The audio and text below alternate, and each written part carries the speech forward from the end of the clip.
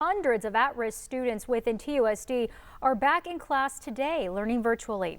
And that means some TUSD employees are right there with those students, and some are very fearful. News 4 Tucson's Eric Fink joins us live on the west side with more this evening. Eric. Angelique, this is a whole new experiment. We talked with two TUSD employees anonymously about their fears with being back in school during the pandemic.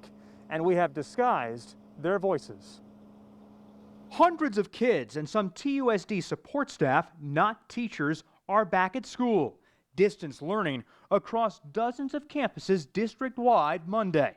Two district employees working in schools on day one spoke to News 4 Tucson on the condition of anonymity, talking with us about their fears, including what one says is a lack of PPE. We don't have individual hand sanitizers to go into the classrooms. The gloves that they delivered to us this week are gloves that food service people use. They're not even rubber gloves. Another support staff employee will be in the classroom with students, helping to proctor the virtual lessons as teachers teach from home. When you have somebody say that you're just going to have your classified support staff go in and take care and babysit these kids, it really tells us how they feel about us, and that's very discouraging. The person's greatest fear? Bringing the virus home.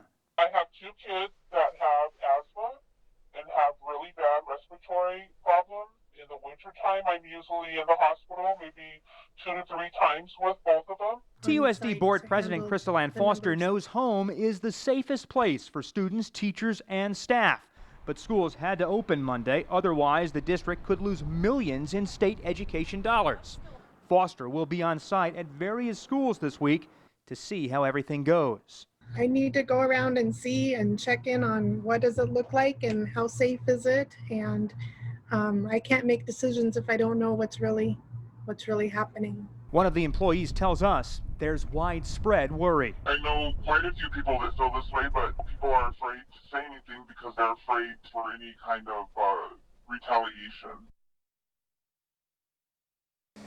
And Foster posting on her Facebook last night that the district should have a better idea of just how many students district-wide are doing distance learning by Wednesday.